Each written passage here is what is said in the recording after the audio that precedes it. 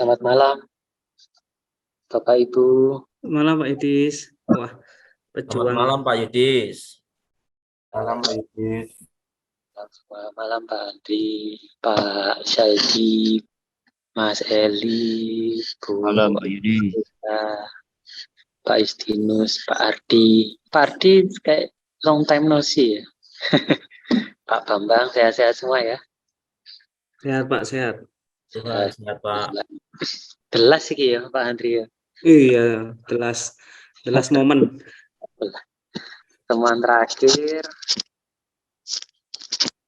Gimana Bapak-bapak Ibu-ibu berkaitan dengan materi konten dan copywriting? Mungkin ada yang mau ditanyakan dulu. Pertemuan pertama ya, menulis sebagai proses kreatif dan rahasia tulisan yang memikat. Nah, berkaitan sama kreatif ya, kemarin kita singgung-singgung. Terus di pertemuan kedua kita mencoba membuat sebuah storytelling. Mungkin ada yang belum jelas, bisa ditanyakan. Bukan hanya sekedar artikel, ya, membuat storytelling yang menarik, bercerita. Ya, storytelling itu bercerita sebagai aktivitas yang dilakukan dengan memperlakukan konsumenmu sebagai teman. Maka storytelling bukan hanya menjadi sebuah artikel, melainkan sebuah artikel yang luar biasa sampai istilahnya artikel tersebut diperbincangkan atau digunjingkan dan mungkin akan diingat melebihi brand atau produk yang diiklankan. Storytelling yang istimewa ya, sampai kayak sampai melekat, bahkan kita masih ingat sampai sekarang. Mungkin iklannya sudah beberapa tahun yang lalu dan bisa nempel sampai hari ini, seperti itu. Ini di pertemuan terakhir kita mungkin ada yang mau apa istilahnya mempresentasikan ya, atau menggambarkan tugas dari copywriting-nya. Oke, sambil nunggu yang bersiap-siap, sambil saya akan mereview sedikit, sambil mungkin ada yang mau bertanya ya, boleh langsung menyela atau raise hand. Manfaat copywriting, kemarin ada pesan penjualan yang dapat tersampaikan. Ada penguatan citra positif pada brand atau merek. Terus meningkatkan profit. Lalu sebagai corporate campaign. Tujuan copywriting pada umumnya hampir mirip dengan iklan, yaitu menarik perhatian calon pembeli agar membeli produk yang ditawarkan, baik jasa maupun barang. Mampu menerjemahkan, copywriting harus mampu menerjemahkan sebuah produk yang ditawarkan agar pesan mudah dipahami oleh khalayak. Nah, ini mungkin ini bisa jadi poin tantangan dari tugas WAS-nya, yang mengangkat produk-produk dari tempat kerjanya. Nah, ini bagus ini. Mungkin yang penerbit Mas Eli dari penerbit ya, benar ya? Penerbit buku kan ya?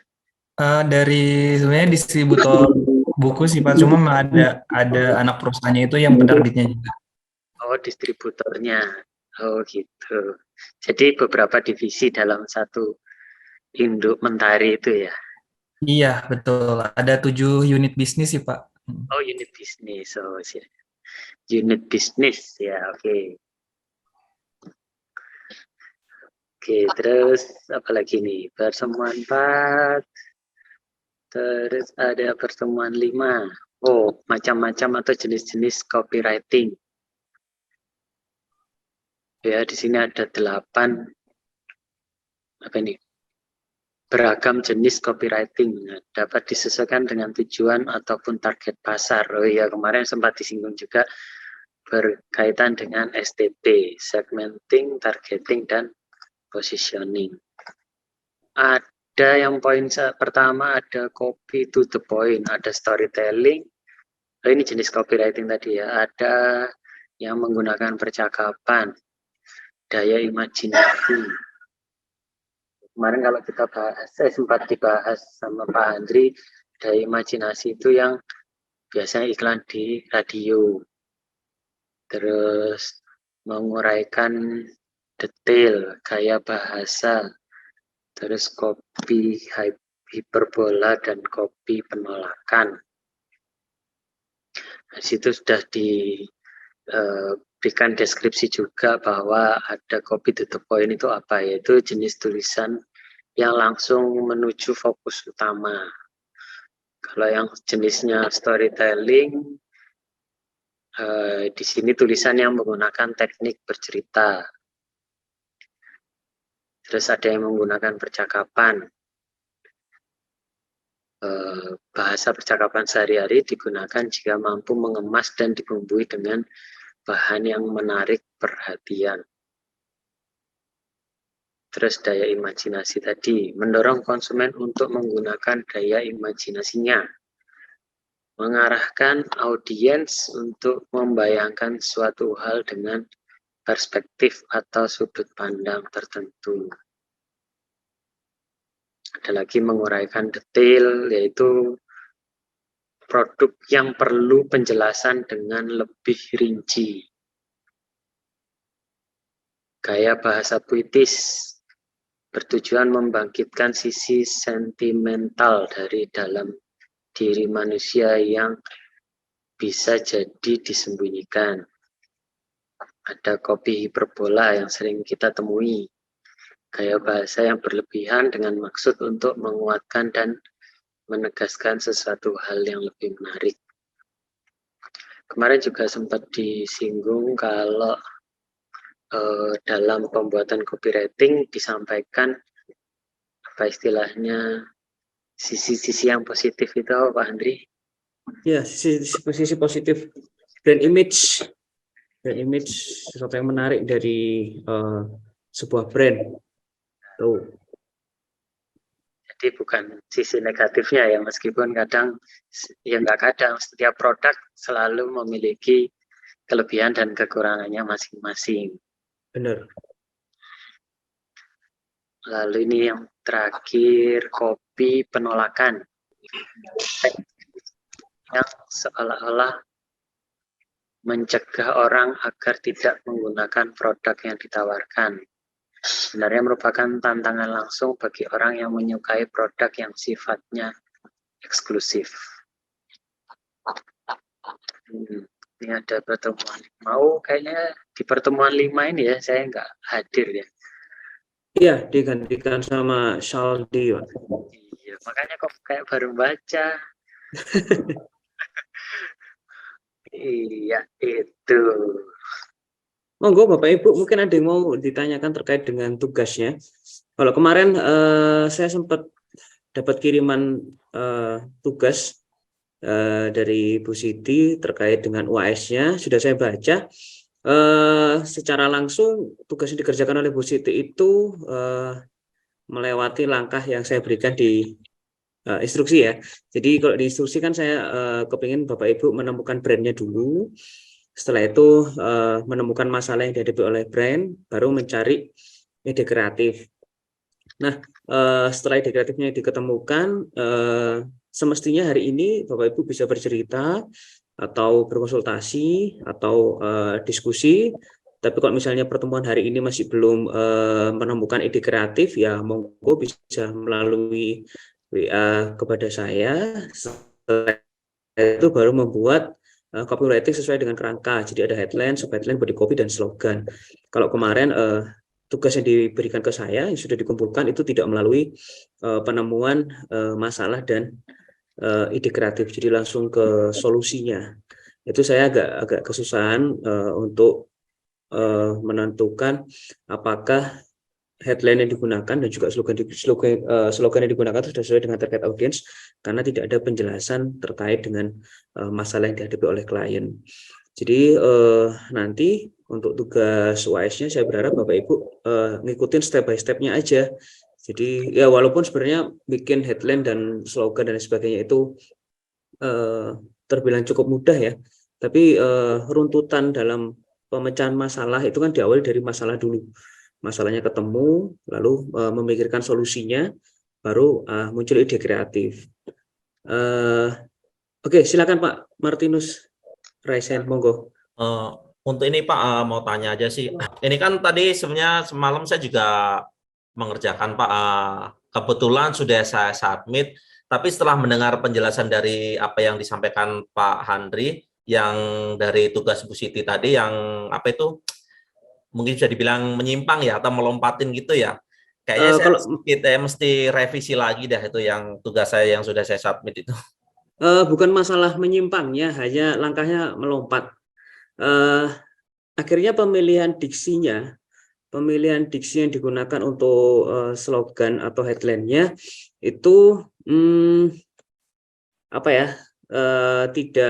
tidak apa namanya, tidak hiperbola, tidak juga dengan puitis, jadi terkesan to the point gitu loh. Saya rasa kalau to the point itu sudah hal yang biasa dalam pembuatan copywriting. Jadi saya berharap Bapak Ibu melalui langkah prosesnya, kalau bisa berpikir di luar yang ada di tempat kerja Bapak Ibu sekarang, misalnya di Mentari Group sudah terbiasa dengan kata-kata yang baku. Saya spill dulu ya dari headline-nya yang dikerjakan oleh Bu Siti, gemar membaca yang menjadi Indonesia. Kalau saya melihat tagline dari atau headline dari gemar membaca yang menjadi Indonesia, itu kira-kira segmennya siapa Bapak Ibu? Bisa meraba nggak dengan kata-kata seperti itu? Jadi ada headline gemar membaca yang menjadi Indonesia, kira-kira segmennya siapa? Masih terlalu luas, Pak. Terlalu melebar ya. Murid, bisa guru, yes, orang tua. Oke. Lalu slogannya buku menjadi Indonesia, jendelanya Indonesia. Buku menjadi Indonesia, jendelanya Indonesia. Secara harfiah, apakah yang dimaksud? Saya masih susah menelaah dari kata-kata yang dirangkai atau kalimat yang dirangkai oleh Bu Siti di slogannya. Buku menjadi Indonesia, jendelanya Indonesia. Itu yang dimaksud apa juga masih ambiguitasnya cukup tinggi. Mungkin sebagai tersangka, Bu Siti bisa bercerita yang dimaksud ya, dengan slogannya itu kayak gimana? Ya, Pak. Okay. Slogannya tuh maksudnya kan kalau untuk buku menjadi Indonesia itu kan kita isinya itu mengenai kayak budaya-budaya Indonesia, makanannya, adat istiadat, dan jadi maksudnya jendelanya tuh ya anak-anak tuh nggak perlu keliling Indonesia untuk tahu budaya yang ada di Indonesia gitu sih Pak maksudnya. Jadi kepengennya cukup dengan membaca buku sudah bisa menyelami Indonesia. Betul. Nah, kenapa nggak gitu saja? Mau menjadi Indonesia selami buku atau apa gitu. Itu kan jauh lebih mudah dipahami daripada menggunakan dua kata Indonesia dalam satu frasa kalimat yang sama. Gimana tadi Pak? Revisinya? Lupa saya. Saya kalau sudah ngomong itu lupa kadang mungkin lebih kayak ke permainan katanya Pak ya. Jadi yes. kita punya permasalahannya apa, terus itu kita bisa dengan kata-kata itu kita bisa secara tidak langsung menjelaskan target audiens, terus kenapa masalah itu dengan produk kita masalah itu bisa terselesaikan gitu nggak sih Pak? Yes. Kurang lebihnya seperti itu, Mas Rudi. Jadi makanya penting banget kita menentukan yang namanya target audience terlebih dahulu, karena dengan adanya target audience kita juga bisa memilih diksi yang tepat untuk mereka. Kalau misalnya dari tugasnya Bu Siti itu segmennya adalah anak-anak, saya rasa frase buku menjadi Indonesia, jendelanya Indonesia itu akan sangat susah dipahami oleh anak-anak. Saya aja yang sudah tidak di segmen atau sudah tidak di sana itu memahaminya agak kesusahan sebelum Bu Siti menceritakan bahwa kepinginnya anak-anak itu tidak perlu keliling, cukup membaca buku Indonesia dia sudah bisa menjajah Indonesia. Nah itu gimana tuh pemilihan kata-katanya kan harus disesuaikan. Pemenggalan kata juga penting, menggunakan tanda baca juga penting. Kapan kita harus berhenti untuk membaca, jeda sebentar untuk memahami satu inti kata, baru lanjut ke kata yang lainnya. Karena kalau ini kan tidak ada tanda baca berhentinya ya, jadi langsung buku menjadi Indonesia, jendela Indonesia. Agak kesusahan gitu loh. Makanya kemarin saya tidak memberikan revisi melalui WA karena takutnya jadi malah ambigu kemana-mana gitu.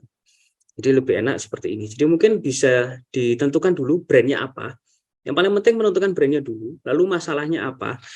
Masalah itu tidak pernah lepas dari dua hal. Kalau nggak sebagai media promosi ya sebagai media informasi itu aja. Mau mempromosikan atau menginformasikan. Kalau mempromosikan berarti ada kata-kata persuasifnya, ada kata-kata ajakannya. Kalau informasi tidak perlu menggunakan kata ajakan. Gitu. Setelah itu menentukan target audiensnya atau kira-kira yang mau disasar oleh brand ini siapa, atau gampangnya yang mau disasar dengan campaign ini siapa. Campaign-nya untuk anak-anak ya, sehingga pemilihan diksinya juga harus sesuaikan dengan anak-anak. Kadang ada satu kata dengan makna yang sama aja kita bingung memaknainya, itu harus diperhatikan ya. Ini di chat ini ada komen. Untuk yang sudah submit bisa dikoreksi semua tidak Pak, agar bisa tahu kekurangannya di mana. Karena kemarin kita sepakatnya submitnya itu tanggal berapa ya Bapak Ibu ya, tanggal 17 ya? 17 Pak. 17. Jadi saya akan mengkoreksinya setelah atau pada waktu tanggal 17, karena kesepakatannya kemarin seperti itu. Disubmit dulu aja. Kalau misalnya Bapak Ibu setelah hari ini merasa ada kekurangan, mau disubmit lagi juga nggak ada masalah. Lebih enak sih kalau saya pribadi, saya lebih suka menggunakan sistem Google Drive. Jadi kan Bapak Ibu sudah saya kasih link Google Drive. Kalau misalnya Bapak Ibu mau ada revisi atau lain sebagainya, ya silakan di-upload di Google Drive. Kalau misalnya saya ada waktu, nanti juga saya akan kunjungi Google Drive. Nanti saya beri catatan di situ. Jadi sama-sama saling mengkoreksi. Lalu untuk Pak Adi, mirip buku Jendela Dunia. Ya, secara global memang apa yang diharapkan positif seperti itu Pak Adi. Tapi ini lebih spesifik ke buku sebagai Jendela Indonesia. Gitu. Tapi ke anak-anak ya Bu Siti ya, kepinginnya ya targetnya. Iya Pak. Oke. Jadi pemilihan kalimatnya atau kata-katanya mungkin juga bisa menggunakan kata-kata yang erat dengan anak-anak. Itu sih untuk tugasnya. Jadi monggo silakan dikerjakan. Nggak usah dianggap sebagai beban ya. Jadi saya sempat ngobrol pagi-pagi tadi sebelum kelas ini dimulai, saya sempat ngobrol dengan Pak siapa tadi ya, Pak Martinus ya, terkait dengan banyaknya tugas. Jadi kita dibuat santai aja. Kalau kita ngomongin sesuatu yang berhubungan dengan otak kanan ya, jadi tidak ada yang pasti. Beda dengan kalau kita belajar di matematika atau di informatika, mungkin yang menggunakan algoritma semuanya pasti 1 tambah 1 sudah pasti 2. Tapi kalau kita ngomongin sesuatu yang berhubungan dengan desain atau seni, nggak ada yang pasti. Jadi kepastian atau kebenaran saya belum tentu dapat diyakini oleh Bapak Ibu semua. Jadi nggak usah dianggap beban, jangan dianggap beban, kita buat santai aja. Tuh, mungkin ada yang mau ditanyakan mungkin Bapak Ibu di pertemuan terakhir kita. Monggo saya persilakan. Pak Ardi, saya Pak. Oke, silakan Pak Ardi. Sorry Pak, ini berubah background saya. Berubah komputer, berubah juga backgroundnya. Pak, soalnya mobile juga. Untuk ini Pak, tadi kan Bu Siti ya, bukan sebagai ini sih. Dari Bu Siti, buku Melihat Indonesia ya tadi ya judulnya ya. Sebentar. Jadi di Indonesia, Pak. Hah? Buku menjadi Indonesia. Pak. Buku menjadi Indonesia. Bagaimana Indonesia? Ya, jendela Indonesia ya. Saya terpengaruh Pak kalau dengan itu kan. Jadi menggelitik di otak saya. Bu Siti ya mohon izin ya. Jadi dengan buku Indonesia, melihat Indonesia dengan buku, melihat Indonesia dengan buku, terus buku di dalam Indonesia. Melihat Indonesia dengan buku, buku dalam Indonesia. Dan segmennya kita perkecil untuk remaja dan pemuda. Karena anak-anak pasti sering bermain, banyak bermainnya. Remaja dan pemuda, nggak usah dewasa pasti Mobile Legends. Sama main skater. Nah, kalau itu kita weightkan aja, bukan weight, kita perkecil aja ke remaja sama ke pemuda. Arahnya ke situ, mungkin masuk. Karena remaja dan pemuda itu masih bisa dipaksa membaca dari sekolahannya. SMP, SMA lah. Menurut saya sih seperti itu. Bahasanya mungkin diperjelas lagi kali ya. Oke, Oh, segmen SD ya. Waduh, wangel wes. Berat loh. Tapi ya mungkin bisa juga dengan judul itu. Mungkin menurut saya. Ya. Bapak Ibu kalau misalnya pemilihan segmentasi itu tidak boleh lebih dari satu ya. Kalau misalnya remaja ya remaja aja, pemuda aja, dewasa aja. Jadi tidak boleh dicampur aduk karena nanti pemilihan bahasanya itu pasti akan berbeda juga. Jadi ada rentang usia itu ada mulai dari balita, kemudian anak-anak, kemudian remaja, kemudian dewasa, dan yang terakhir adalah teenager atau orang tua. Itu dipilih salah satu aja. Jadi jangan dicampur aduk. Gini, jadi bayangkan nanti ketika copywriting Bapak Ibu sudah jadi, itu ketika diserahkan ke desainer akan sangat mudah untuk menerjemahkan dalam bentuk visual. Sedangkan kalau target audiensnya dicampur atau ada dua target audiens, kasihan desainernya untuk memvisualisasikan, pasti akan kesusahan. Jadi dipilih salah satu saja. Kalau misalnya ini tadi menurut Pak Adi segmennya untuk remaja dan pemuda itu kan dua segmen yang berbeda. Nah, dewasa muda itu dewasa muda itu usia berapa, Pak? Ya, Pak. Dewasa muda itu usia berapa? Anak SMA itu masih remaja. Anak SMA itu masih remaja ya? Masih belum masuk pemuda. 20 tahun sampai 35 tahun itu dewasa. Dewasa muda itu sekitar 30 sampai 42 atau 45 tahun. Setelah itu baru orang tua. Baru orang tua ya?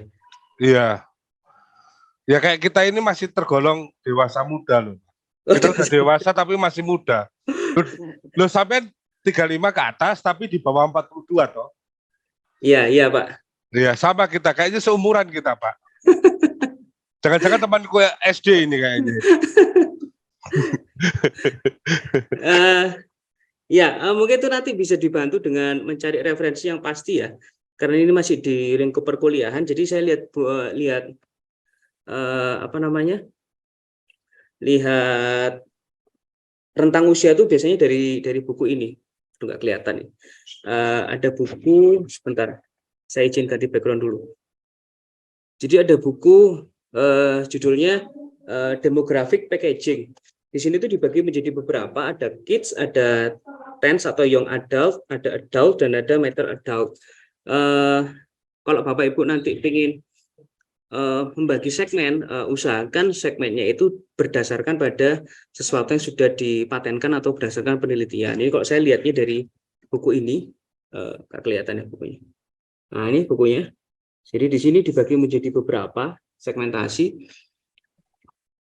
Di sini segmentasinya ada, nah itu ya ada apa? Ada young, ada itu dan sebagainya. Dibagi menjadi 4.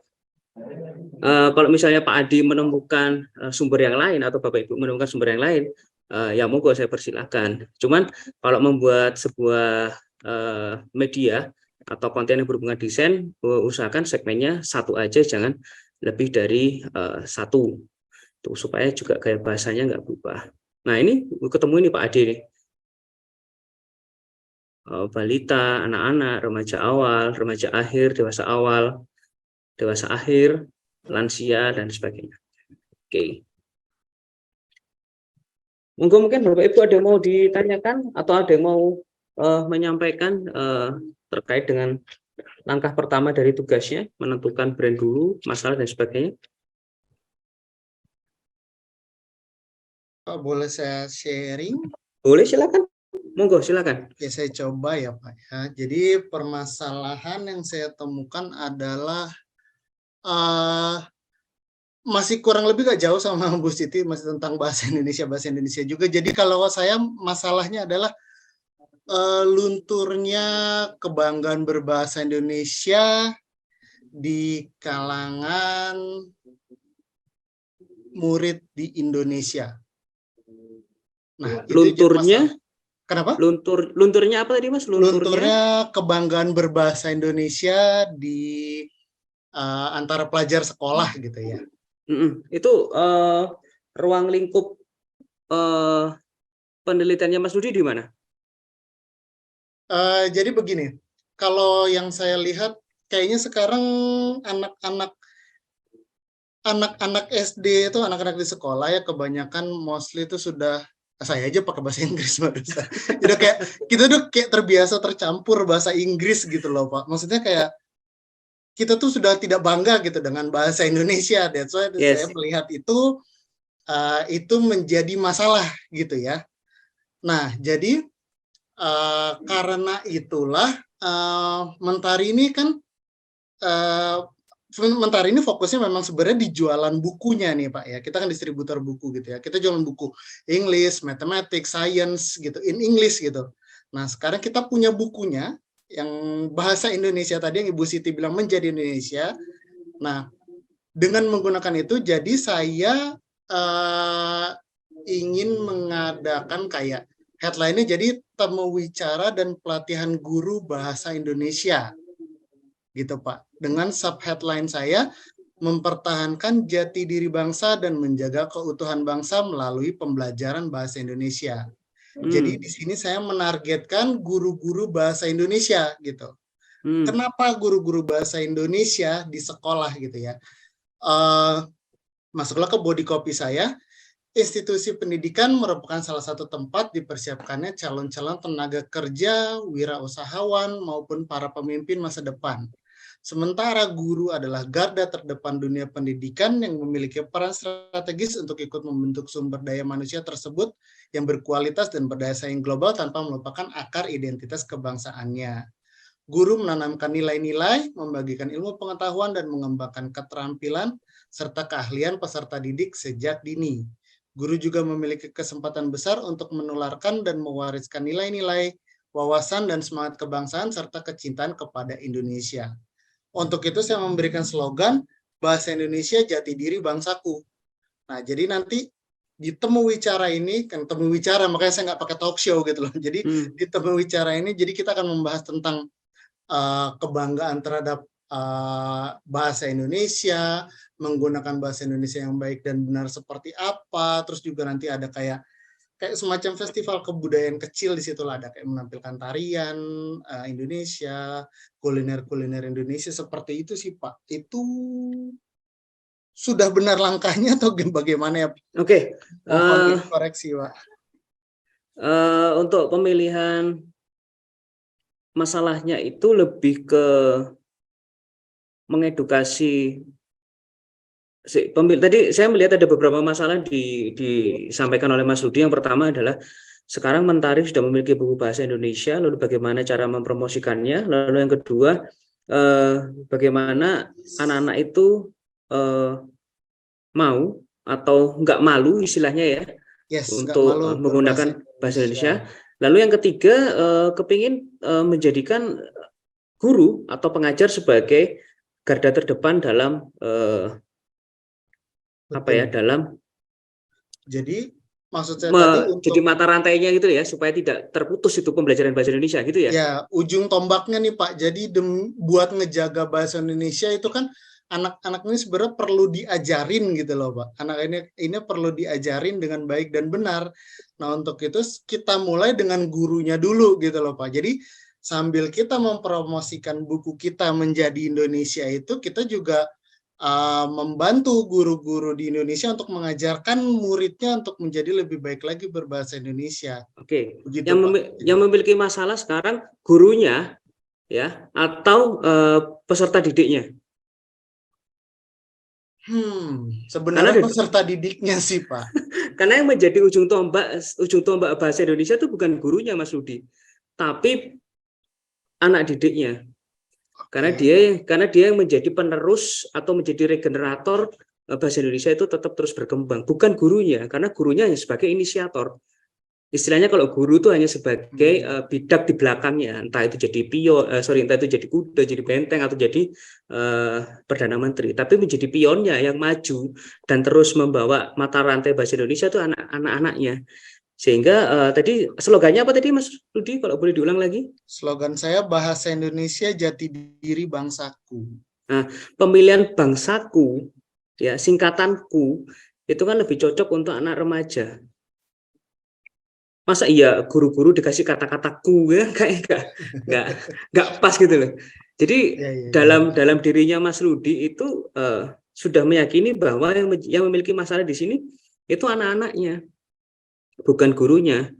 Nah, kita berbagi masalah ke gurunya, ayo Bu Guru, ayo Pak Guru, supaya anak-anak itu mau terus belajar bahasa Indonesia menggunakan bahasa Indonesia yang baik dan benar, sehingga yang menjadi target audiens atau menjadi sasaran kita adalah anaknya. Itu loh. Jadi monggo silakan Mas Rudi mau setuju dengan saya atau tetap mau menggunakan Mentari sebagai pemilik masalahnya, ya monggo silakan. Karena saya melihat ada 3 masalah di sini. Pertama adalah mempromosikan bukunya Mentari. Yang kedua, mengajak guru-guru supaya tetap mau mengajarkan bahasa Indonesia yang baik dan benar kepada anak-anak. Atau yang ketiga, anak-anak itu supaya tetap mau melestarikan atau menjaga mata rantai pembelajaran bahasa Indonesia yang baik.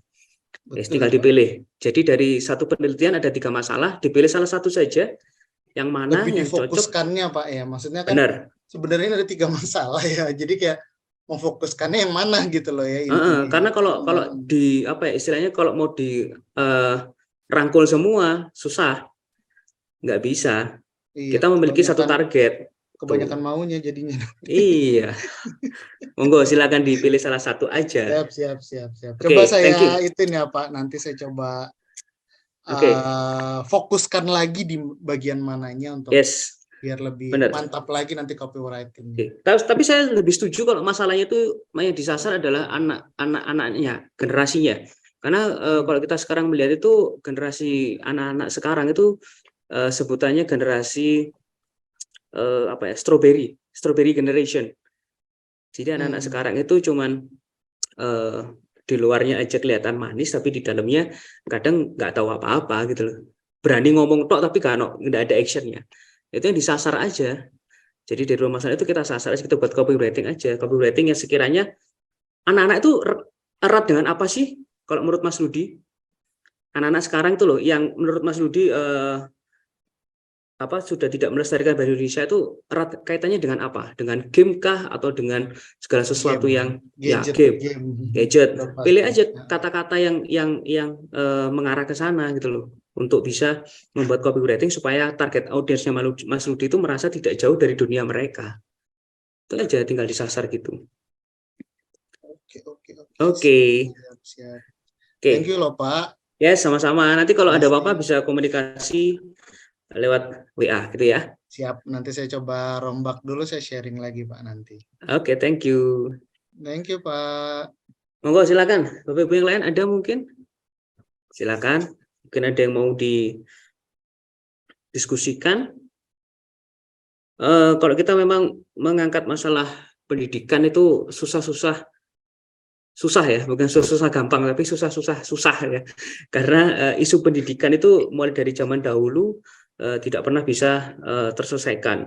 Solusinya itu ada, tapi tidak pernah bertahan. Kita ngomongin masalah pembelajaran, kurikulum, setiap ganti menteri ganti kurikulum ya. Kalau ganti kurikulum otomatis pembelajarannya pasti akan berubah. mekanisme atau stakeholder yang menyediakan media pembelajarannya juga pasti akan berubah juga. Loh, jadi ya nggak salah kalau anak-anak sekarang itu, ya menurut Mas Rudi dan teman-teman di Mentari, dan saya juga meyakini pemilihan bahasa Indonesia pun juga mereka agak sangat kesusahan. Gitu.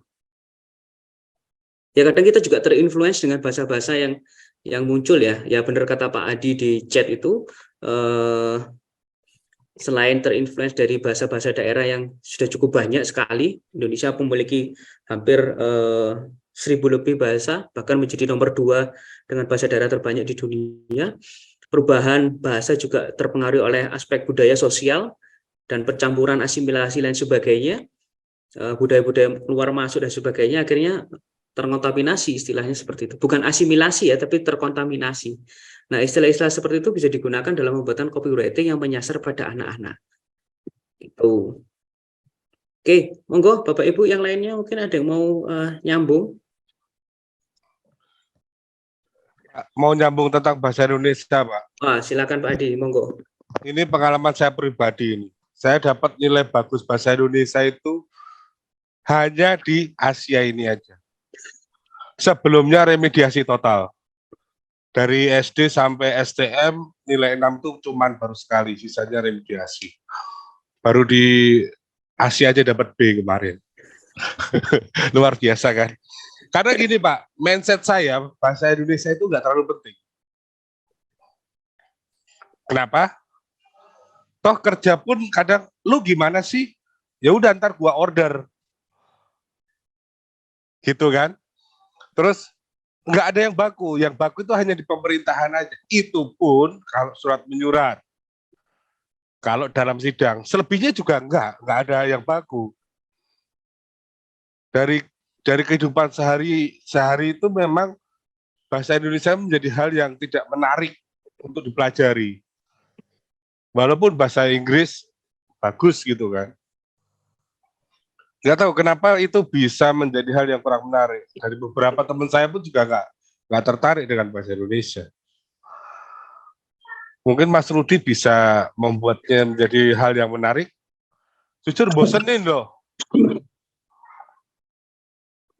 Nah, ada buku itu Pak, buku menjadi Indonesia. Nah nanti Bu Siti yang akan Aduh, kurang setuju lagi nih nanti Bu sama Siti. kurang setuju sama statementnya Bapak Adi. Walaupun gimana Bapak mau punya rasa nasionalisme ke anaknya kalau Bapak sendiri aja tidak peduli sama bahasa Indonesia. Because saya ini marketing komunikasi di Mentari Group. Konten yang Pak Ludi dan yang Mbak Siti sharekan itu konten di media sosialnya saya yang bikin tentang menjadi Indonesia. Kenapa kita harus bangga sama bahasa Indonesia? Itu kan bahasa kita loh, gitu. Bahasa yang digunakan di Indonesia.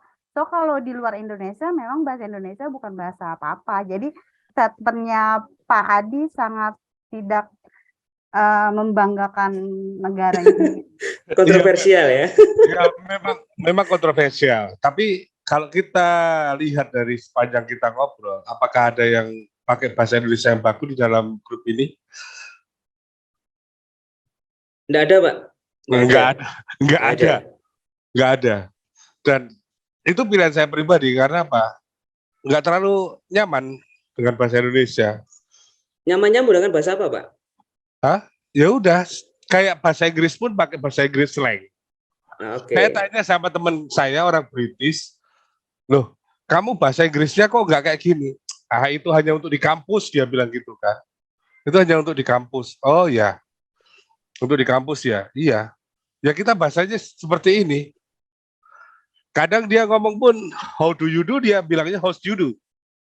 How you do. Gitu. Memang bahasanya slang, Pak. Jadi cinta NKRI bukan berarti kita harus menggunakan bahasa Indonesia yang baku, tetapi apa yang kita hasilkan untuk bangsa Indonesia ini. Kalau tidak bisa menghasilkan yang lain, ya nggak apa-apa kita pakai bahasa Indonesia yang baku. Tetapi bahasa Indonesia ini baku itu saya pakai hanya di waktu email ke pemerintahan, email ke BUMN, hanya itu. Selain itu bahasanya juga slang semua. Terkadang karena di Batam ini juga campur ya pakai bahasa Teochew atau bahasa Hokkien, bahasa Inggris campur aduk jadi satu. Nah, Dan ini itu pun masalah baru Mas Rudi ya. ke Jadi kalau swasta tadi- loh. Jadi Jadi kalau tadi- ini tugas dari pendidik atau tugas dari yang membuat buku dan yang menawarkan buku, bagaimana orang seperti saya ini bisa menjadi tertarik. Orang yang tipikal kayak saya ini banyak ini, benar, banyak banget. Tapi bagaimana yang model seperti saya ini bisa tertarik untuk mempelajarinya. Apalagi saya paling suka dengan esak ya. Kalau udah umpamanya udah ketemu komputer, PLC, udah semuanya bisa terlupakan. Nanti Pak Adi bisa ikut trainingnya Mentari, Pak. Di situ kita suka ada training menjadi Indonesia. Nanti Pak Adi pasti tertarik dengan para ininya, pembawaan mereka. Karena kita biasanya ngadain training supaya nanti orang yang tidak tertarik menjadi tertarik, seperti itu sih, Pak. Tapi gini Bu ya, Bu Siti ya, itu trainingnya luar biasa. Tetapi dari sisi saya sih, saya lebih mengenalkan bangsa Indonesia ini ke negara seberang melalui produk-produk yang saya buat. Jadi saya buat untuk seperti warehouse management system, automatic welding system. Pak, itu kalau Robotik, Bapak gitu ngomong, kan. Pak, kalau Bapak bilang memperkenalkan bahasa Indonesia melalui produk-produk, itu Bapak salah loh. Itu Bapak bukan memperkenalkan bahasa Indonesia. Bangsa Tapi Bapak Indonesia. memperkenalkan Indonesia melalui produk Bapak. Kalau Bapak Iya. mau memperkenalkan bahasa Indonesia, Bapak ke luar negeri ngomongnya bahasa Indonesia. Kalau Bapak bawa produk, berarti memperkenalkannya negara Indonesia. Itu beda konsep. Iya memang, karena bahasa Indonesia saya kurang memang. Loh iya toh. Aku yakin Pak Hadri pun juga mumet kok bahasa Indonesia juga kok. Gini aja deh, kita cari jalan tengahnya ya terkait pemilihan bahasa tadi. Memang beberapa statementnya Pak Adi saya setuju. Kita menjadi NKRI tidak harus menggunakan bahasa Indonesia, karena kalau saya menggunakan bahasa Indonesia baku dan benar, lawan bicara saya terbatas, gitu ya. Tapi misi yang diusung oleh teman-teman Mentari Group itu juga bagus, nggak ada yang salah. Jadi saya punya statement karena kita ya tadi saya sudah ngomong bahwa Indonesia ini memiliki banyak bahasa, nomor 2 terbanyak di dunia. Kita nggak salah belajar bahasa Indonesia, kita nggak salah belajar bahasa asing, kita nggak salah ngomong dengan bahasa daerah. Jadi statement saya, utamakan bahasa Indonesia, pelihara bahasa daerah, kuasai bahasa asing. Wis, jadi nggak usah bertengkar ya. Jadi pemilihan bahasa, karena inti dari bahasa, kalau kita ngomong linguistik ya, intinya adalah komunikan dan komunikator itu nyambung. Wis itu aja. Jadi kalau kita debat kusir masalah apa namanya, masalah Pak Adi yang nggak mau bahasa Indonesia, ya mungkin karena dari sisi demografisnya Pak Adi di Batam yang biasa ketemu dengan orang-orang yang tidak bisa berdialektika bahasa Indonesia yang baik dan benar akan sangat susah. Teman-teman Mentari Group yang mengusung misi untuk memperkenalkan bahasa Indonesia, ya pasti ya sama seperti air dan minyak dengan Pak Adi, wis bergeliut tidak akan ketemu. Tapi pembahasannya menarik ya. Saya ganti judul aja. Ya memang itu. Tapi setidaknya Mentari nyampe Batam juga. Oh gitu. Iya, iya kan Pak Bambang. Mentari Banyak nyampe. negara yang pakai kok Pak, slow. Iya. nyampe Batam juga kan yang penting kan. Iya, Pak. Ada Edukids, kenal Edukids nggak, Pak? Dekat rumah. Malam Kudus Batam, Pak. Nah, itu tuh. Dekat rumah semua itu. Dalam Kudus, Edukit itu dekat rumah. Paling sekitar 7 menit dari rumah. Oke, jadi kalau kita ngomongin secara global, kalau kita ngomongin bahasa itu nggak ada batasnya. Jadi batas bahasaku adalah batas duniaku, di mana bumi dipijak, di situ langit dijunjung. Mau nggak mau kita di mana-mana harus menyesuaikan bahasa kita. Saya pergi ke Arab Saudi menunaikan ibadah di sana, ngomong pakai bahasa Indonesia ya saya ngerti sopo, mau nggak mau harus pakai bahasa Arab yang nggak karu-karuan, yang mencela-mencela, menggunakan bahasa Inggris yang sedikit banyak kesusahan. Tapi kalau kita ngomongin di Indonesia ya kita support lah Mentari Group ya dengan apa namanya, dengan campaign-nya gitu. Atau kalau ketika Mentari promosi di Batam nggak diusir kan sama Pak Adi? Enggak lah. Oh, enggak. Malah aku menunggu teman-teman ini yang di kelas ini, siapa tahu ada yang diberangkatkan ke Batam kan, akan dijamu. Ya. Oke, mungkin saya kasih spill satu ya buat bapak-bapak dan ibu di Mentari. Jadi ada satu quote atau satu kata-kata yang menarik. Ini saya padu padankan dengan kata-kata dari salah satu pujangga Pramudia Antatanur. Jadi beliau tuh sempat ngomong tanpa mempelajari bahasa sendiri pun orang tak akan mengenal bangsanya sendiri. Ya, jadi kalau kita nggak mengenal bahasa kita nggak mengenal bangsa kita. Jadi itu bisa jadi apa ya? Jadi rule untuk nanti Bapak Ibu mengembangkan copywriting selanjutnya. Tuh, itu terkait dengan bahasa dan bangsa. Mungkin Mas Rudi bisa memakai itu, tapi segmennya bukan anak-anak, Mas. Segmennya mungkin lebih ke gurunya.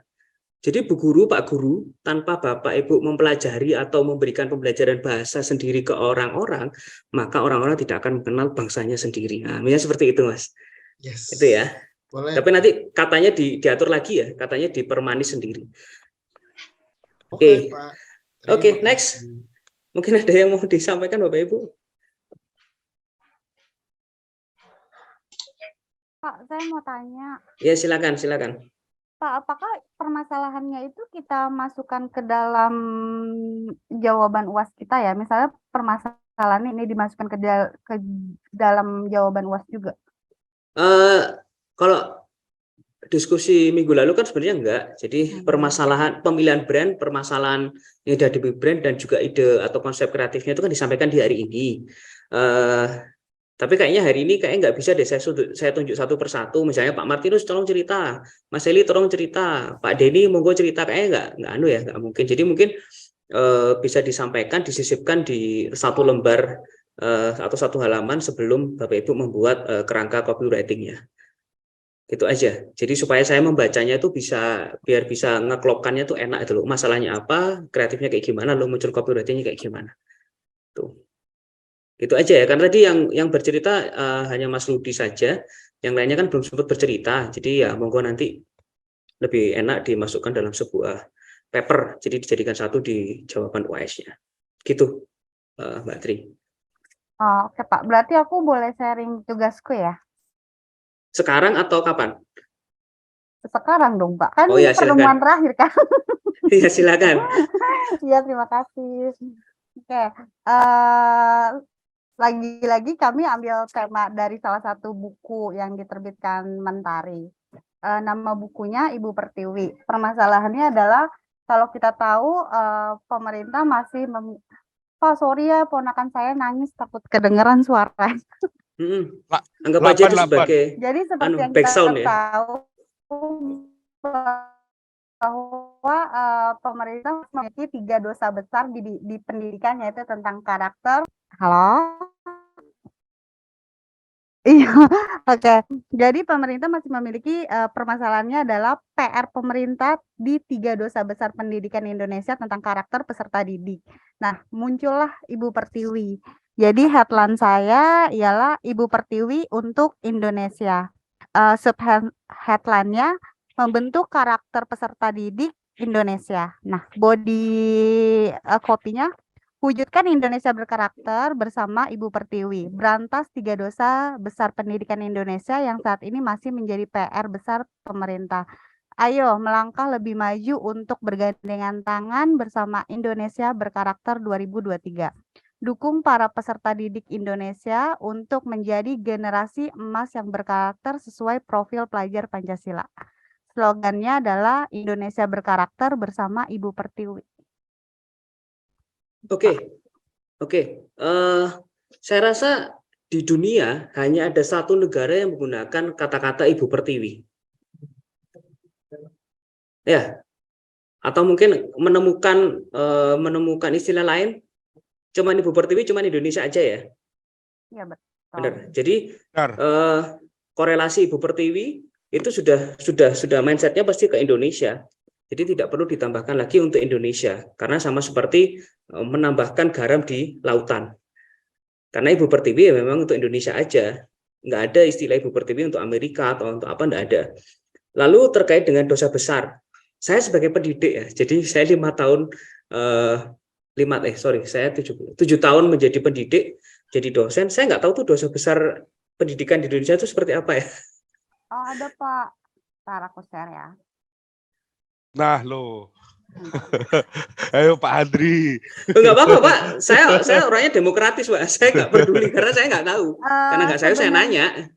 Sebenarnya 3 dosa besar ini tuh mulai keluar pada saat zamannya Pak Nadiem, menteri yang sekarang.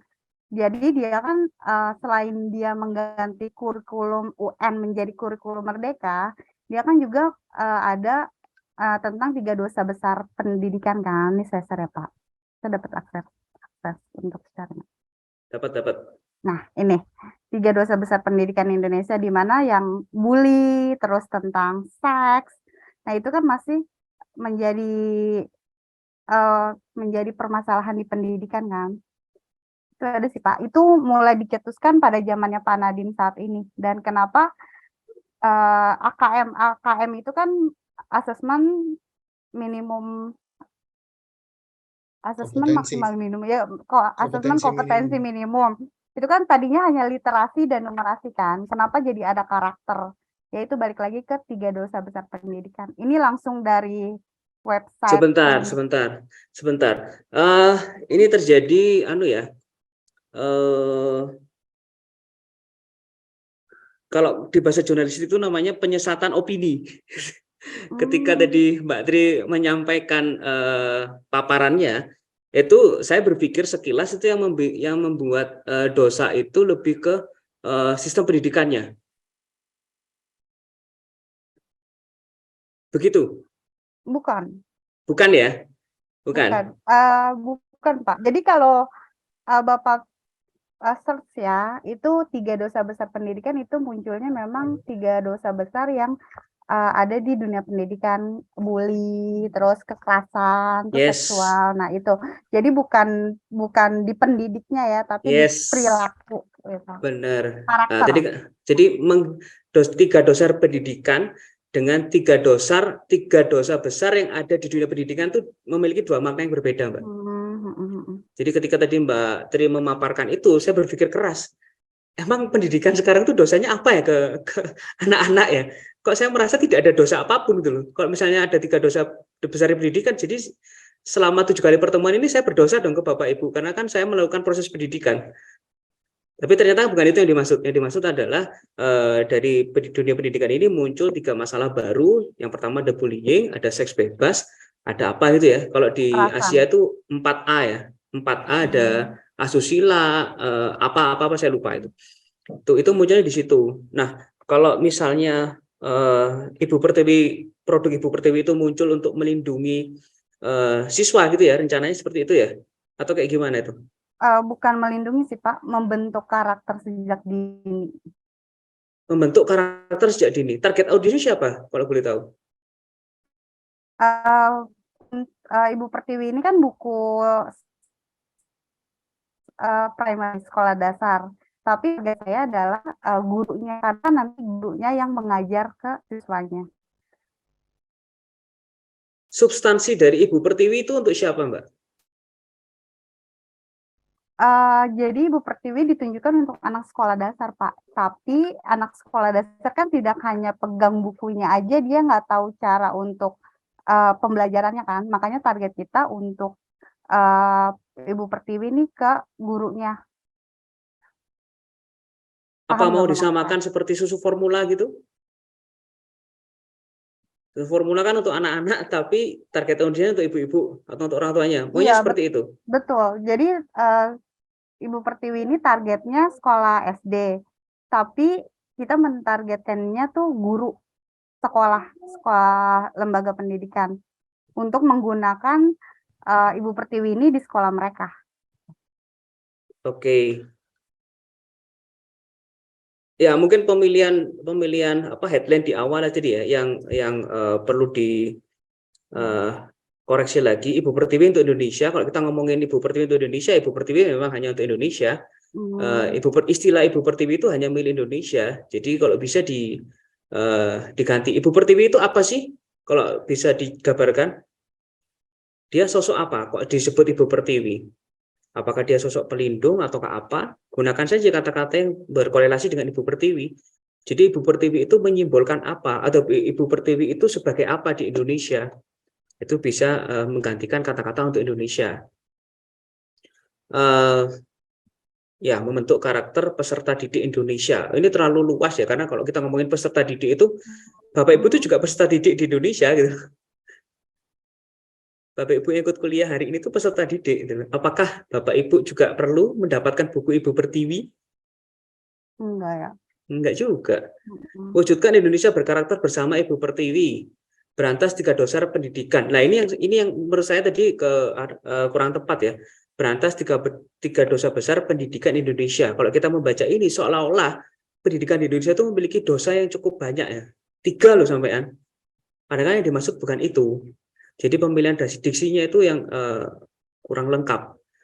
Berantas 3 dosa besar yang ada di dunia pendidikan Indonesia saat itu mungkin jauh lebih enak untuk dibaca. Jadi tidak multi interpretasi atau tidak multi tafsir. Itu. Oke, not Pak. Thank you. Nah ini tadi satu lagi tadi sebelum saya masih baca tadi. Oh, maaf Pak. Maaf. Yang nih, dukung para peserta didik Indonesia untuk menjadi generasi emas yang berkarakter sesuai profil pelajar Pancasila. Profil pelajar Pancasila itu kayak gimana, Mbak ya? Oh, Bapak ketinggalan kurikulum nih. Bukan, sebentar. Saya pakai kurikulum. Bapak masih pakai kurikulum ujian nasional. Sekarang enggak. udah merdeka belajar. belajar. Makanya segmentasinya kan berbeda. Karena segmentasi yang disasar ini adalah peserta didik untuk SD gitu loh. Sedangkan kurikulum saya pelajari adalah kurikulum kampus merdeka untuk perkuliahan. Di situ nggak ada karakter Pancasila, profil pelajar Pancasila itu nggak ada. Di MBKM untuk institut itu nggak ada. PPKN kali Pak maksudnya Pak. Kenapa? Korelasinya ke PPKN. Ya mungkin. Iya. Nah saya kan nggak ngajar PPKN. Saya jadi nggak tahu. Kalau PKN mungkin ada di mahasiswa juga, perkuliahan juga ada ya sampai perkuliahan. Ya, mungkin seperti itu. Cuman ya karena saya sekali lagi karena saya bukan target audiens dari campaign-nya diusung oleh Mbak Tri Lestari, sehingga saya nggak paham itu karakter Pancasila seperti apa. Apakah karakter Pancasila itu yang harus apa namanya menggunakan bahasa Indonesia yang baik dan benar atau seperti apa? Ya ini. Ini profil pelajar Pancasila Pak. Jadi ada beriman, bertakwa. Nah, ini juga dicetuskan sama zamannya Pak Nadiem. Pak Nadiem. Ya. Si Pak Nadiem kan memang lumayan merubah bidang. Nggak lumayan tuh, lumanyun itu ya. Ya drastis sih Pak. Drastis itu. Nah, Ibu Pertiwi hadir memang untuk membentuk karakter sejak dini. Kenapa dari SD ya, sejak dini untuk dibentuk karakter sesuai dengan profil pelajar Pancasila. Oke. Gitu. Mungkin kalau target saya guru SD, pendidik SD, copywriting yang saya buat, mereka nangkep nggak Pak kira-kira? Nangkep. Tapi kan sekali lagi yang disasar itu kan bukunya memang untuk gurunya, tapi konten dari isi bukunya kan untuk anaknya. Nah, bisa nggak disesuaikan pemilihan diksinya itu untuk anak-anaknya gitu loh. Karena mau nggak mau kan anak-anaknya juga dapat kampanye dari Mbak Tri terkait dengan Ibu Pertiwi. Karena guru kan hanya mendampingi, gitu loh, mendampingi. Sedangkan anak usia SD itu masih bisa memilih dan punya kesadaran untuk memilih saya mau ini atau itu. Beda dengan susu formula. Pak, aku mau klarifikasi ya. Jadi boleh. Konten yang aku bikin adalah memang promosi untuk dikhususkan untuk sekolah dasar dan ke gurunya. Jadi konten yang saya buat nantinya itu berupa brosur untuk guru, bukan untuk anak SD. Jadi pemilihan copywriting saya memang berdasarkan untuk kata-kata orang dewasa, guru. Oke. Karena memang Oke. tidak untuk anaknya. Nah, anaknya mau pakai buku OS Ibu Pertiwi atau tidak, itu tergantung sekolahnya. Kalau sekolahnya mau Oh, pakai, oke. anaknya pakai gitu. Clear. Oke, clear. Jadi Clear. kira-kira saya revisi tugas saya apakah nih Pak? Yang di awalnya aja, yang Ibu Pertiwi untuk Di awal. Indonesia itu berlebihan karena ya sama seperti kita menaburkan garam di laut ya. Ya di Ibu Pertiwi cuma di Indonesia aja. Jadi kira-kira kata-kata yang persuasif itu loh. Ya guru-guru pasti sudah tahu Ibu Pertiwi untuk Indonesia, ngapain aku diajarin lagi ya gitu. Jadi mungkin cari kata-kata yang lebih persuasif, yang lebih menjual atau lebih menyentuh lah istilahnya ke ibu-ibu ibu-ibu guru, bahwa Ibu Pertiwi ini penting untuk mendampingi dia mengajarkan karakter Pancasila ke anak-anak. Nah itu bisa disentuh itu sisi emosional, bahwa ibu kalau sekarang ibu-ibu mau mengajarkan pendidikan karakter ke anak-anak itu nggak perlu susah-susah belajar atau membaca kurikulum yang disampaikan sama Pak Nadiem, baca aja sudah dibantu di perjelas atau istilahnya lebih dikemas semenarik mungkin oleh Mentari dengan judul Ibu Pertiwi. Nah itu kan bisa campaign-nya seperti itu. Oke Pak, terima kasih. Ya itu jadi lebih enak. Oke, saya pikir bukunya dijual ke anak-anak ya, tapi untuk itu ya untuk sekolah ya. Sekolah. Oke, sip, note. Terima kasih Pak. Kalau Tri kan promosi bukunya Pak tadi. Kalau saya promosi pelatihannya gurunya itu untuk mempromosikan bukunya Ibu Siti gitu. Jadi gitu Pak tadi saya. Mostly seperti itu kurang lebihnya Pak. Ini departemen saling berkaitan ini ya. Saling support luar biasa. Karena memang saya kalau saya di bagian saya memang kebetulan saya kan event koordinatornya. Jadi memang kita kayak kita jualan buku nih Pak. Jadi kita nggak cuma habis jualan buku terus udah selesai gitu loh. Kita memberikan service kepada mereka berupa teachers training ini gitu loh Pak. Jadi kita mengadakan training untuk guru-gurunya gitu. Gimana cara menggunakan buku ini dengan baik gitu. Gitu sih Pak kalau tadi maksud kalau saya. Ya. Oke. Mulai ketemu ya garis jadi berkesinambungan ya.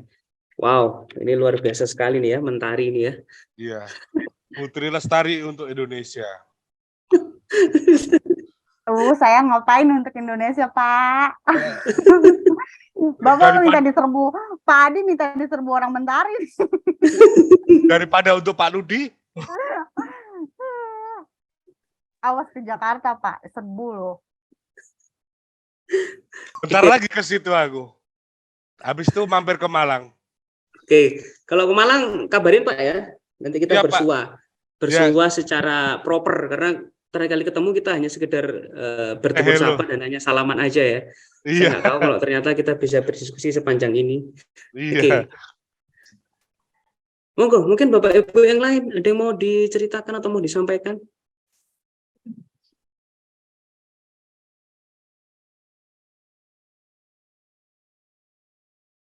Anyone, bebas. Yo Pak Denny.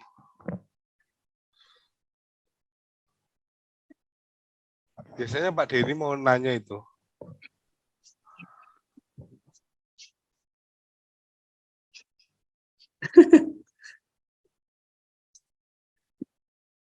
Sini, lagi buka puasa. Oh ya, monggo.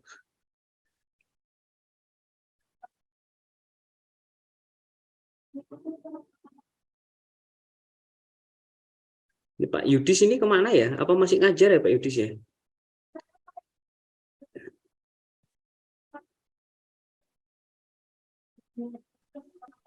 Kan ada Pak Saldi. Pak Saldi? Pak Saldi, lohannya gimana?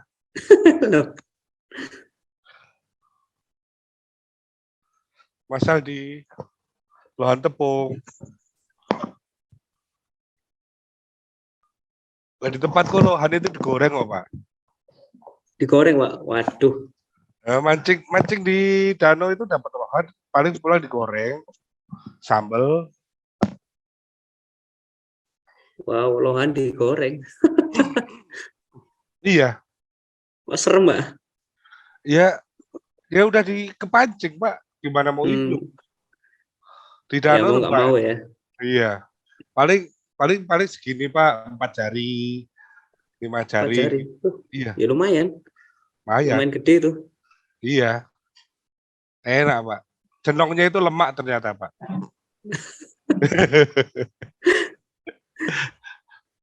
Sampai nggak berani kan goreng lohan seperti Ngapain, itu Pak? kan? Nggak berani saya, Pak. Saya pernah goreng, Pak. Atau mungkin Bapak Ibu ada yang campaign terkait dengan menulis. Kalau tadi kan lebih ke arah apa ya, pembelajaran bahasa Indonesia, ada erat kaitannya dengan menulis atau apa? Untuk teman-teman dari Mentari, apakah ada kaitannya dengan apa ya, tradisi atau budaya menulis? Nggak ada korelasinya pembelajaran bahasa Indonesia yang disampaikan?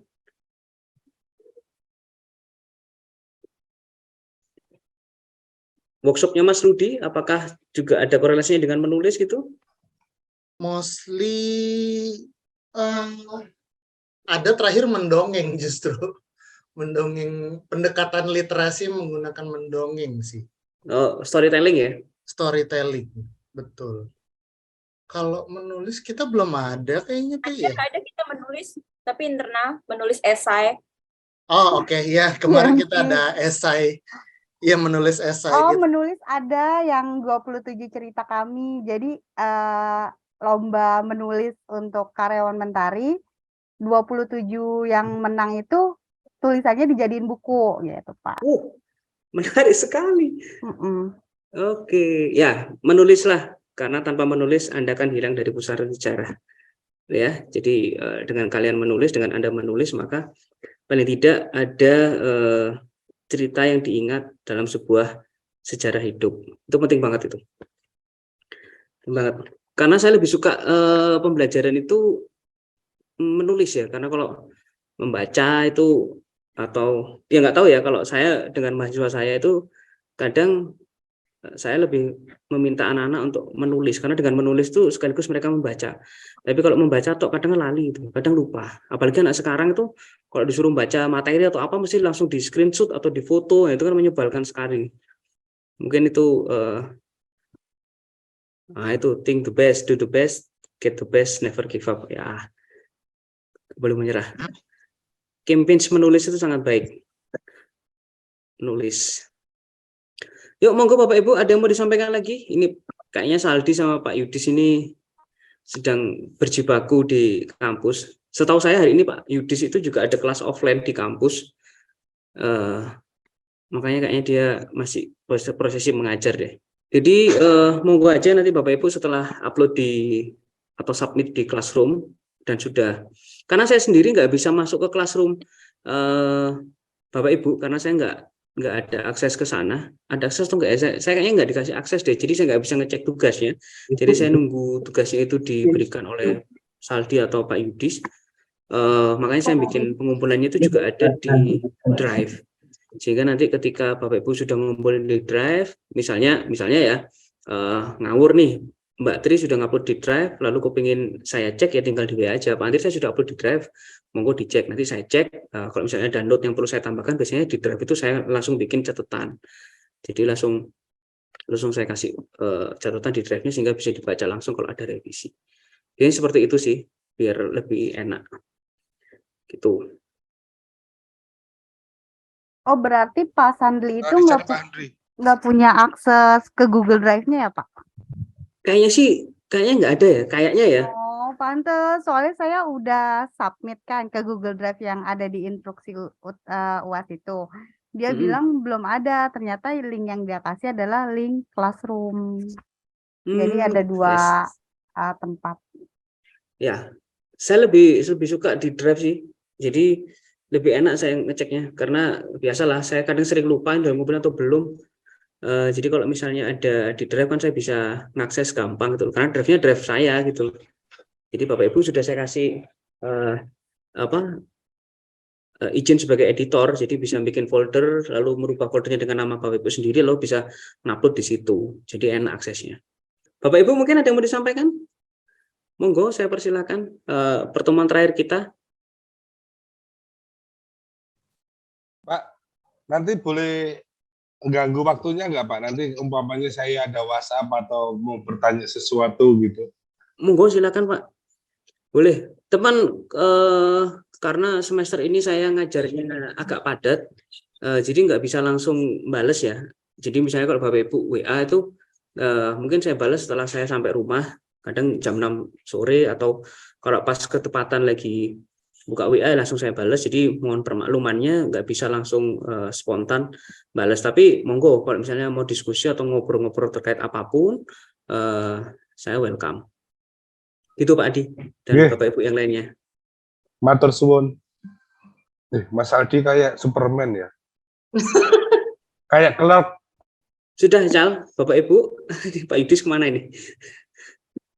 Ya, ini Bapak Yudis sambil ngajar offline, Pak. Oke, masih di kelas ya. Iya. Sebelumnya, saya mohon maaf ya Bapak Ibu, kalau selama 7 kali live sesi, mungkin saya ada kata-kata yang menyinggung atau kata-kata yang kurang berkenan. Ya, mohon maaf, karena ya namanya diskusi ya, bukan kuliah. Saya selalu menganggap pertemuan kita di Senin malam ini sebagai pertemuan ngobrol diskusi, bukan kuliah. Jadi kadang tata bahasanya juga nggak baku ya, jadi nggak sesuai dengan EYD. Ya, saya mohon maaf, nggak ada maksud menyakiti atau menyinggung. Jadi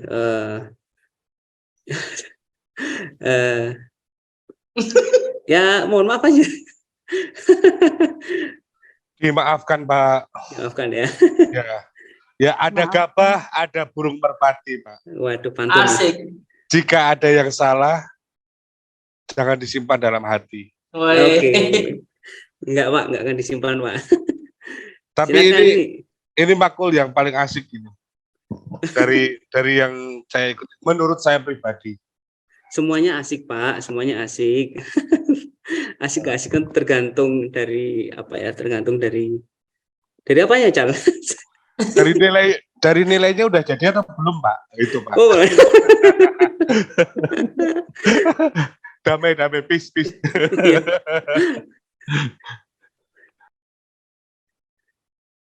Oke, gimana Cal?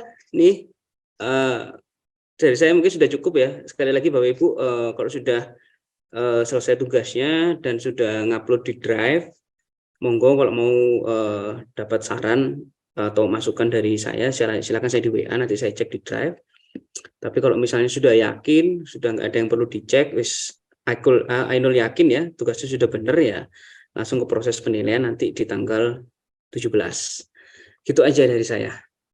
Sekali lagi saya mohon maaf Bapak Ibu, terima kasih atas kebersamaannya selama 7 minggu, menemani saya di hari Senin malam. Diskusi, saya dapat kenalan baru, saya dapat teman baru. Mungkin kalau ada kesempatan Bapak Ibu main ke Malang, kita bisa berjumpa, kita bisa bersua, supaya bisa tahu ini yang mana ini Pak Martinus nih, yang mana ini Mas Eli nih, yang mana Pak Ardi, ya, supaya kita bisa lebih akrab lagi.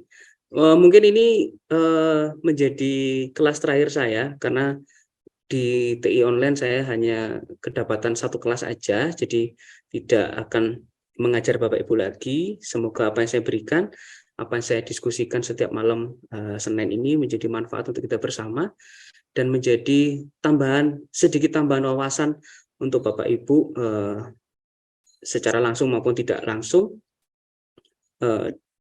di dunia kerja atau di tempat kerja Bapak Ibu. Itu saja dari saya. Pesan dari saya, jangan pernah takut untuk menulis, karena menulis itu nggak bayar. Tapi nggak tahu kalau di Mentari bayar nggak nulis tuh. Enggak, Pak. Enggak ya, nerbitkannya yang bayar, Mas. Nah, betul. Ya, oke. Terima kasih dari saya. Saya kembalikan ke Mas Aldi selaku moderator. Baik Bapak Ibu, mungkin sebelum akhiri perkuliahan kita bisa foto bersama. Ayo Bapak Ibu yang belum open cam, silahkan open cam. Mandi dulu, Mas. Wah, saya pulang kerja langsung online ini tadi Pak, belum sempat mandi ini. Saya belanja bulanan dulu nih. Biasanya masih sempat mandi, ini nggak sempat mandi. Jadi saya tinggal dulu atau gimana nih Pak? Enggak, itu saya sama Mas Aldi aja itu. Oke, masih ingat gaya Asia Bapak Ibu? Gimana Cal kayak Asia Cal? Ajari Mas, ajari. Oke, Aku pinter nggak ngerti ya. semuanya, Pak. Oh ini kan gayanya di film Black Adam ini. Oke, 1, 2,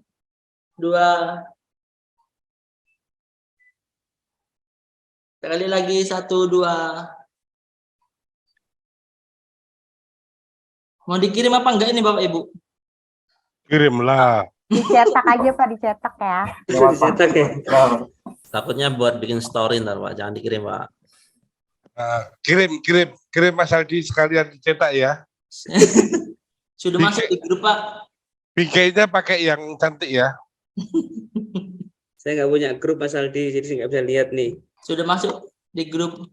Pak Handri tidak bisa melihat. Japri Mas, si Japri.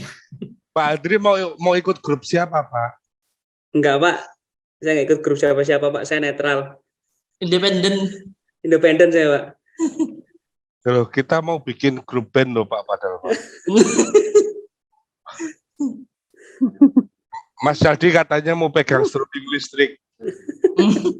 Pegang kabelnya ya Pak. Seruling listrik. Baik, Bapak Ibu jangan lupa mengisi form review. Terima kasih banyak ilmunya Pak Handri, sehat selalu. Amin, amin, sama-sama Bapak Ibu. Sebenarnya yang harusnya terima kasih itu saya ya, karena Bapak Ibu sudah mau menerima ilmu yang saya berikan. Bukan Bapak Ibu yang berterima kasih, saya yang harus berterima kasih. Tapi oke lah, thank you sama-sama. Semoga sehat selalu juga Bapak Ibu, semoga lancar sampai nanti wisuda. Ya, karena puncak kenikmatan kuliah adalah wisuda. Amin. Yes. Yuk, semua teman-teman bertahan kita ya. Jumpa di wisuda. Jangan degradasi satu-satu ya. Semangat ya. Amin. Amin. Gampang kok, kuliah itu gampang. Yang susah adalah ngerjain tugas. Nah, itu sampean tahu, Pak. Lah iya. Kenapa ngasih tugas? Nah, kalau nggak ngasih tugas, terus saya ngasih nilainya gimana, Pak? Oh, kan nggak jadi, Pak.